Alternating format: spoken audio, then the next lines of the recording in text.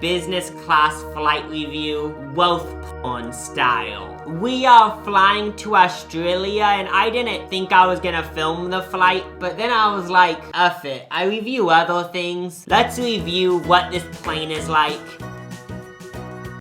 Yeah. I, for one, love watching these types of videos. They always say make stuff that you'd be a fan of, so I'd be a fan of this. In this video, we are going to be flying United Polaris. We booked these flights with Lucas's credit card points. The Mr. Points guy, like Lucas is a financial person. Maybe you'll start making videos about that in the future. I already do under a faceless account. When you get a business class flight, you get access to the airport lounge. I've heard a lot about airport lounges and how some of them can be luxurious, but I never understood the point of it. I always thought, okay, so you go to the airport, you go through TSA, and then you go on your flight. Like, why do you need to go to an airport lounge? Like, why do you want to get to the airport early? But now I do understand it, because you know how everyone gets to the airport early anyway? Because it's all good. Anyway, because we all have anxiety. So like, I guess you might as well go to an airport lounge if you're already gonna be there 4 hours early. Since everyone does have OCD and does that, it does make sense why airport lounges are a thing. This airport lounge featured food. It had like a restaurant, drinks, fancier bathrooms than normal airport bathrooms. Yeah, weren't there showers? Yeah, there was showers and quiet rooms. See, that's why people get these lounges. Where are you gonna find a quiet room in a regular airport area? We got some food from the buffet section and it was pleasing. Yeah, the food was great. We also got like 2 or 3 drinks in the lounge. I mean, it's free, so we had to take advantage. I also felt like I needed to throw back a few drinks because we were about to go on a 14-hour flight, which immediately put your body into panic. That we're gonna be locked in a tube, no way out, 14 hours. And it's gonna be over the ocean the whole time and could crash. So I was shaking, my nipples were held out of scaredness. Then we walked to our seats and everything got less stiff because they really tried to make it a moment. Because the first thing I noticed when we got to the seats were the bedding was under the name Saks Fifth Avenue, which I think would be like a luxury department store. And that was just funny to me. It made me less stiff because I just got a giggle out of that. You essentially get your own little like micro studio apartment. The first word that came to my mind was you get your own locker, but that sounds so shitty. Your own locker? Like, what's a more glamorous word for that? Just a compartment, I guess, but even, your own chest. Oh, yeah. There's this little, like, desk thing next to you, and above that, there's a box to put some of your items in. There's a lot of storage for your items.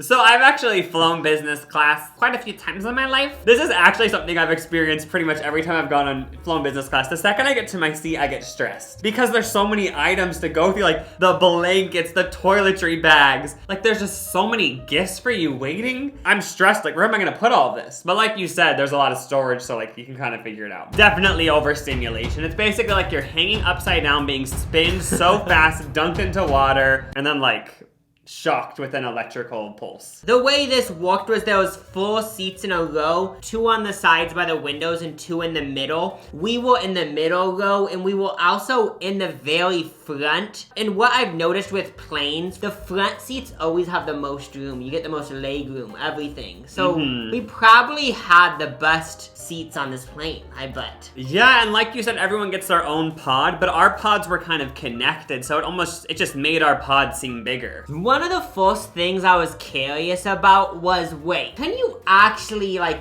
lay down in these seats? Because I was like honestly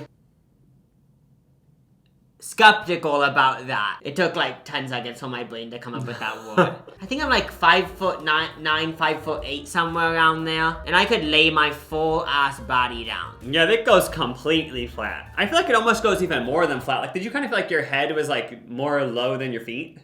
We went up in the air and we probably were immediately over the ocean because we flew out of LAX, so you just would immediately go over the ocean. One of the first things I did was go to the bathroom because I was curious, like, do you get a pre-meal bathroom? But no, you don't. It's a regular airplane bathroom. Maybe a little bit bigger, or am I just making that up? I do think you have a point. It's a little bit bigger, and it does have this full body mail, which could be a plus. And it also had a few liquid sprays, some hand lotion. So I mean, it is a little bit of a step up.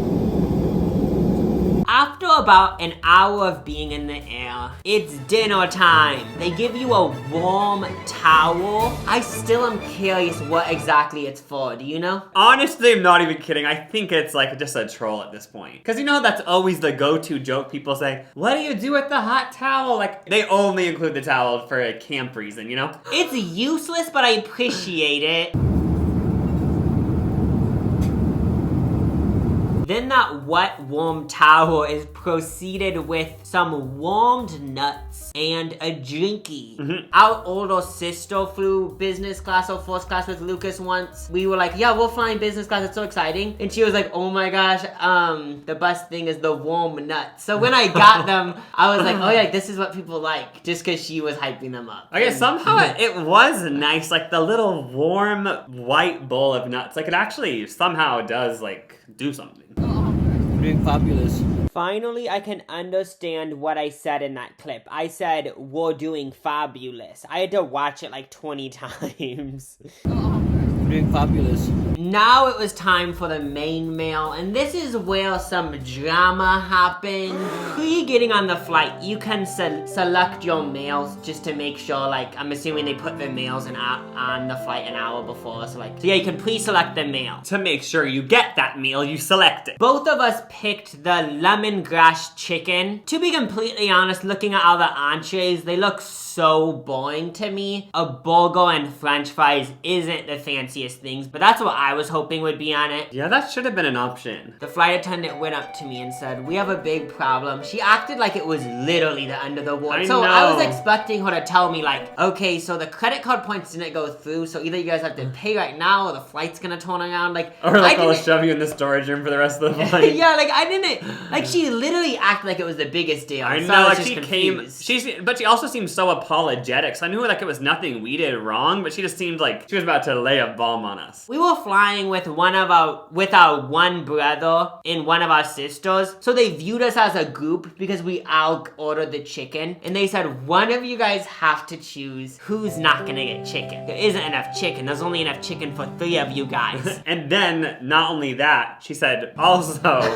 you're not gonna get the first class chicken. You're gonna get the economy chicken. But she said, but it's the same meal. It's just gonna be in a less fancy thing, which I just didn't really believe. Immediately my heart sank, and you know those people who got sucked out of the plane almost a couple weeks ago? Yeah. This was worse. But yeah, I immediately put my hand up and I was like, I will get the grilled salmon. I actually wanted to get the grilled salmon, but then I heard that getting fish on a plane can make you sick, but I still got it and I didn't get sick. Oh yeah, you took one for the team and got the salmon. And then she gave us all like a $50 United credit. Honestly, it wasn't even a bad situation. I actually gave 0 Yeah, I didn't care at all. Like, if she would have just said, by the way, there's not enough chicken for everyone, like, we would have just not thought about it. But since she made it such a moment and said, I am so deeply apologetic, like, it made it just this whole moment. Then, yeah, we didn't even ask for it, but we got $50 credit. Yeah, so... It expires in a day, though, so... Oh, yeah. I'm kidding, it expires next year. This is my meal. It's the salmon. They gave some green beans and potatoes on the side. There's a salad. There's some bread. And there's also an appetizer that's a mozzarella thing. Here is my chicken, and you can tell it's not the first class chicken because the sauce is in that little tinfoil thing.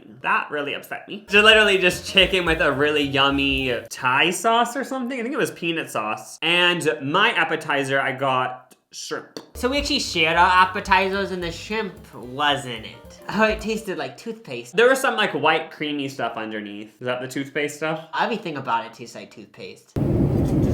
I didn't like your appetizer, the mozzarella ball. This is something that I did F with. I just like loved how it was just straight mozzarella. It was good. Like I would have preferred if you poked into it and like there was this marinara or something. I just did that. My meal was delicious. The Thai sauce was great. It took a long time to eat the whole dinner because like there's the appetizer, the bread, the salad, the meal, the entree. So like I sort of just made every little part of it a moment, and that took up like half of the 14-hour flight. It also was funny because we had just eaten dinner in the lounge. But obviously we have to eat every single bite or we're not getting our money's worth. And I did exactly what Lucas did. I made it a moment because I knew like we're gonna be on this flight for 14 hours. I wanna have this take an hour to eat this. Yeah. So I ate the bread, it was good. I munched on the salad, it was good. How was the salmon? It was good, it was just kind of dry. What's that yellow stuff? Oh, it was like some lemon cream. It was good. The green beans and potatoes were good, but yeah, the one con would be is that the salmon was dry. This is a video clip of us talking shit about everyone on the plane. Yeah.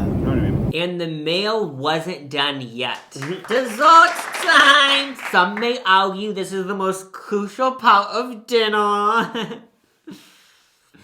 I got the cherry coffee cake. Never had anything like it, but it was pretty good, but it wasn't anything to run home about. Who would get the cheese plate? Oh. Like French people? Yeah, some fancy person with slim glasses. I got the sundae. Yeah, it was just like a scoop of Breyer's ice cream and some sauce. It was great. Just a little scoop, you know?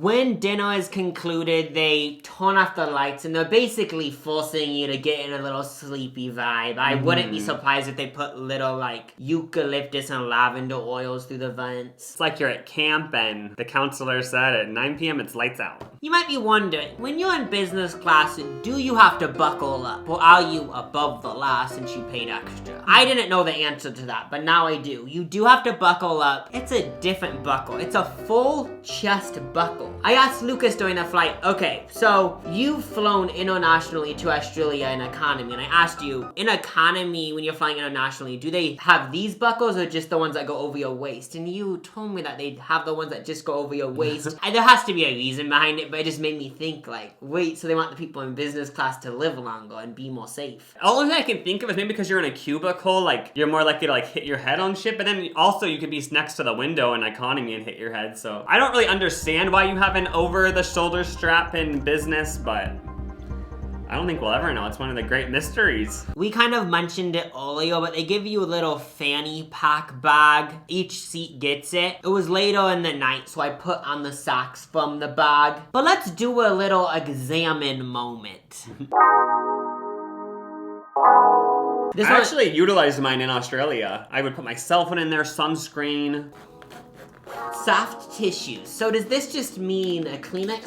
I didn't open mine. Oh, a little Kleenex. Yeah, it's an eye mask, which you were a fan of, right? I used this the entire time during my slumber. Some socks, which I did wear, and they actually seem like good quality. Oh yeah, they have a grip on the bottom. A pen, which we actually did use because when you go to Australia, you need to fill out this paper that says all this shit. And then you get a whole Theraface thing, which I actually did open. This comes with some lip balm, which if we're going really deep in, I did try using this, and it's the most hard lip balm to get off. Try rubbing some on your skin. It's gonna take forever. Wait, are you kidding me? Like, girl, you can't even kind of dig into this. So it's not useful. Face mist, which is supposed to be hydrating. I actually used this so many times throughout the flight because I don't know what about flying does this. My face was dry. So fucking dry. Oh, this is a eye serum, which when I was bored in the middle of the flight, I did use it. A cleansing towelette for your face. That's nice, because then you don't have to go in the bathroom and splash water on your face where everyone's been shitting the whole time. Like, you can just use a little towelette to do a face wash. I didn't use it, but it was good to know it was there. And then some hand cream. It smells like very organic. Earplugs, which I did use these because we were sitting right by the bathroom and I kept waking up from people using the bathroom. And then a dental kit, which is kind of gross, but I actually didn't use it. Yeah, I didn't use it either. I actually thought, this was another thing where I thought, oh, I'm for sure gonna use this, but when I woke up, I was like, bitch, I'm not gonna brush my teeth. Even if you don't use any of it, it's fun just to look through all of it and then throw it away. Yeah, it's just kind of cute, like you have a little gift basket, you know? Since it was dark on the plane, I decided to get all my blankets on. Oh, be more specific, Jacob. The Saks Fifth Avenue blankets. And kind of just chill. I ordered more champs. Champs means champagne. I was on more of a Michelob Ultra path. I was curious, so I googled the champagne that they use for this flight, and on a bunch of different websites it ranged from like $35 to $50. So that's like a premium wine. You know, at least it wasn't like a Barefoot champagne or something. Yeah, it's a step up. Between dinner and breakfast, they have a few snacks that you can get, like a grilled cheese sandwich with creamy tomato soup. Wow, that sounds super great to me. For some reason, I didn't want to ask for it. So I got up out of my seat and I asked the flight attendant, oh, like, do you guys have any snacks? Even though I literally looked at the menu and I saw they had snacks. And she politely said, oh yeah, there's a little snack tray over there. And they had like a bunch of crackers, I think some cheeses, water, shit like that. I didn't get anything, but that's like nice. They probably would have said something if you took everything, but technically you could have. Yeah, like you could have got your backpack and shoved it out. Oh yeah? Like, there's probably nowhere in the terms and conditions that says you can't do that. So you could do that.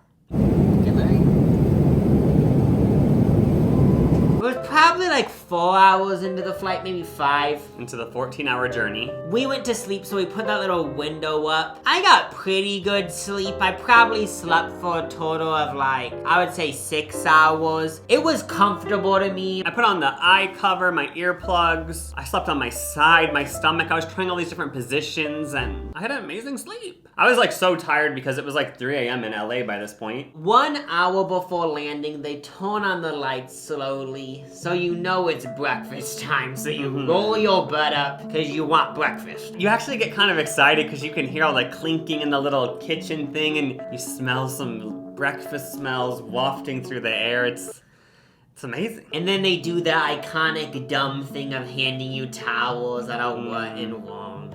Oh, so cool. They had 2 breakfast options. These options you just order on the flight. They said, do you want creamy scrambled eggs or horchata style oatmeal? We both got creamy scrambled eggs. And I told them to scramble that shit. No, I'm still wondering, like, these are all frozen meals, right? Is there a stove and there's a bunch of eggs and a milk cup? I feel like it's not frozen though. I feel like they make it like in huge batches and then they like just put it sort of in a fridge or something. It does seem a little bit of a step above frozen meals. Yeah, like the eggs actually weren't bad. Like you'd expect they'd be these gross like fake eggs, and I'm assuming they were fake eggs, but they were good fake eggs. Also, this breakfast was big. Like it doesn't really look like it looking back now, but I remember at the time thinking like, this is a lot, I'm excited. And when I was done eating it, I was like, tummy is full. I also got some coffee, black. Oh, same with me. I got some too. It seems like United also does a good job with making it look whole. There's some grains, there's some protein, there's vegetables, there's fruit, there's a yogurt that has like probiotics. Wow. What I learned from this flight was I love a bread with so much jam and butter in it. I know. Dig in me. I never really effed with this type of pastry or bread or whatever the F, but this trip actually made me start loving it. I was like, this is, because I was used to hard, dry ones, but when they're warm and they just rip apart so easily, it's like you're eating that stuff that's inside walls. Oh, yes. I wish you could eat that. We both deserve a clap because we made it to Australia, Brisbane, Australia, without screaming on the airplane and causing a whole ruckus, which that's a pro. I always thought like, okay, so if you get to sleep on a plane, you won't have jet lag because you're sleeping. It was actually set up perfectly. You leave Los Angeles that night, so you're sleepy, and then you arrive to Australia in the morning. But I did realize that at like noon that day, I was done. I was like, I'm gonna sleep. So I slept for 2 hours. I mean, maybe this is obvious to people, but like you still do get jet lag even if you slept on the plane. I know, like we both slept for 6 hours plus and we still were somehow like dead the first day, but. We had the privilege to fly business class again back to the States. Round trip, baby. Woot woot, ta-la-la. we were flying United Polaris again, and thankfully, they had a different menu. I was scared they were gonna give the same shit menu. It actually wasn't shit, but I was just annoyed because I was like, why would it be the same menu? No, but they had a revamped menu. That made me happy. We also had different seats. We still had the middle seats, but we were in the second row before the front row. And I did realize right when I sat down, like, these seats aren't as spacious as the front row, but I still am not 100% sure if that's just like an illusion.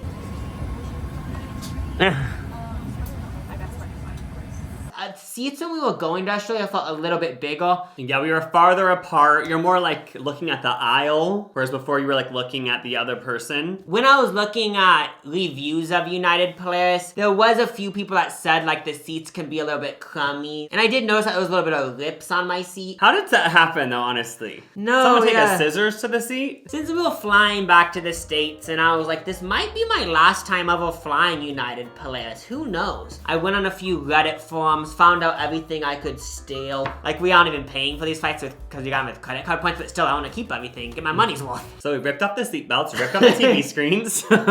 This wasn't officially on the United website. This was just from random people on Reddit. They said you couldn't take home the blankets, but someone did say on one of the forums that they took home a pillow. Nothing happened. It's weird because nothing's labeled. Like, it's not like this said, feel free to take home, or like the bedding didn't say, please leave. Like, it kind of is all just left up for you to decide, kind of. If you ask for it, you get a pair of pajamas. These do feel a little bit big. Yeah, these are comfortable. Like, obviously, they're literally just pajamas, but they have a pocket. Yeah, if you were wearing jeans and a button-up, like, you know some people go to the airport dressed all nice and shit, this would actually be nice, but I already wore sweats, so I didn't need it. I got some slippers, too. I think these are one size fits all. This just makes the flight worth it, being able to steal a few things. And then we start the whole shindig again. At this point, it's getting boring. There was 2 appetizers, shrimp or buffalo mozzarella. We both said we wanted buffalo mozzarella. But it turns out everyone else also wanted buffalo mozzarella because they ran out of it. And then once they ran out of it, they scanned the business class and thought which row gives the biggest pushover energy and picked our row and told us, you guys, you can't have any. You have to have the shrimp. I do have to say, I did care a little bit because the buffalo mozzarella sounded so good to me. And I'm not gonna lie, the shrimp kind of in a way ruined my entire meal. Because it was good, it just was regular ass like cold shrimp cocktail. But then I got the chicken thighs for my main and I was thinking, why does this chicken taste like shrimp? Then I didn't know if the chicken tasted like shrimp or I still had shrimp taste in my mouth on the appetizer. That sucks balls. I still ate every drop and enjoyed it, but it was kind of annoying having a shrimp taste in your mouth, you know? The shrimp on the first plane, ew. This type of shrimp was yeah. I got an Impossible Aussie Pie turnover. The main reason for this was because I wanted to end my Australia trip in an Australia vibe. And what I kind of noticed with this menu was it seemed like they were going with an Australian vibe. During the flight, you could get a grilled cheese toasty. On the way there, they called it a grilled cheese sandwich. I think toasty is an Australian way of saying it. Even one of the entrees is barramundi. I noticed when we were in Australia, that was on like every menu. So that was kind of cool. They actually picked a theme. Everything was good, salad hit, bread hit, and the Aussie Pie turnover had like a vegetarian or something. It was good, but my one con was like I actually wanted to ask them, maybe they would have gave it to me, I don't know. I wanted to ask them for a second turnover because it just wasn't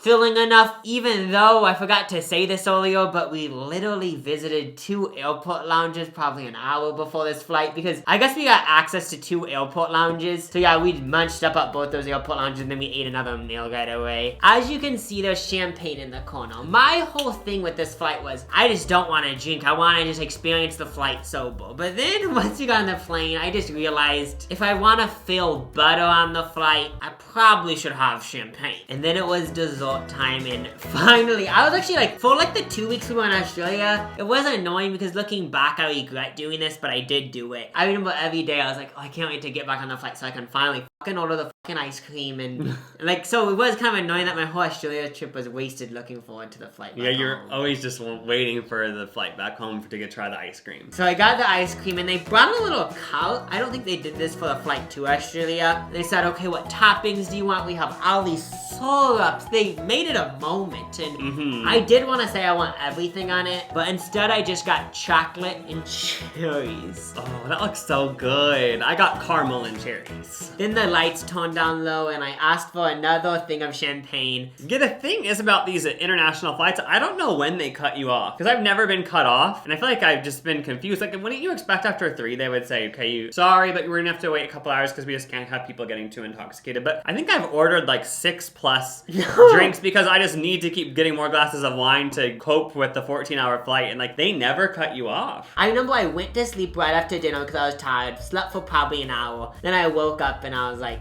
I'm gonna get more wine. And I'm pretty sure from when I woke up and then I went to bed again, from that time period, I had 5 glasses of wine. Then I had 2 before dinner. That's like 7 glasses. Like, I was just chilling, but like, I actually would expect them not to let someone have that much. What if they have a hack and they know they have a thing that says never cut someone off because it causes drama, but we have non-alcoholic wine to start giving after drink 4? I don't think they do that, but what if? This time I worked up the courage. I went to the little flight attendant section and I said, I see that there's a grilled cheese toasty on the menu. Like, can I order that? And they said, yes. Do you want it with the tomato soup? Oh yeah, once I heard Jacob was getting it, I immediately ordered one too. And I wasn't hungry even kind of, but I wanted to try it. It was really greasy, which was exactly what I wanted. No, the whole thing was perfect, dipping it, and then at the end, drinking the mug of the tomato soup. It was great. And then I went back to sleep, and this flight, we left in the morning. We were already kind of on Australia time because we've been there for 2 weeks. This was literally the shittiest sleep. Like, I Yeah. probably got 3 hours of sleep on that 14-hour flight. I think I got like 2 hours of sleep. I was just awake the whole time, but somehow it wasn't that boring. And then it was time for breakfast.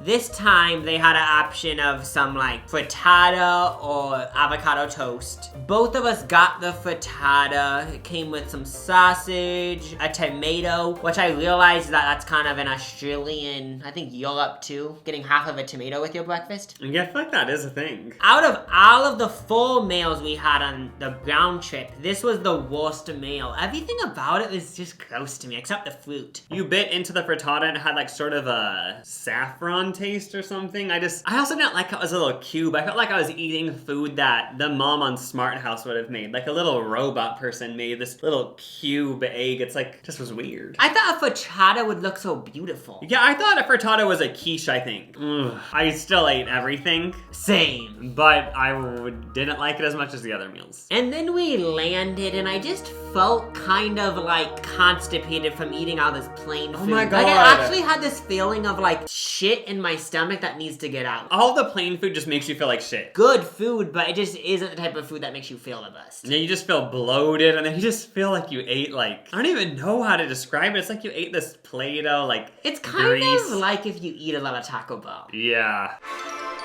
For my first time flying business class internationally, I loved it. It just makes flying actually fun. Like, you're actually excited to go on the plane because this is a whole little, feels like you're on like a luxury train or something. Yeah. So obviously it's great.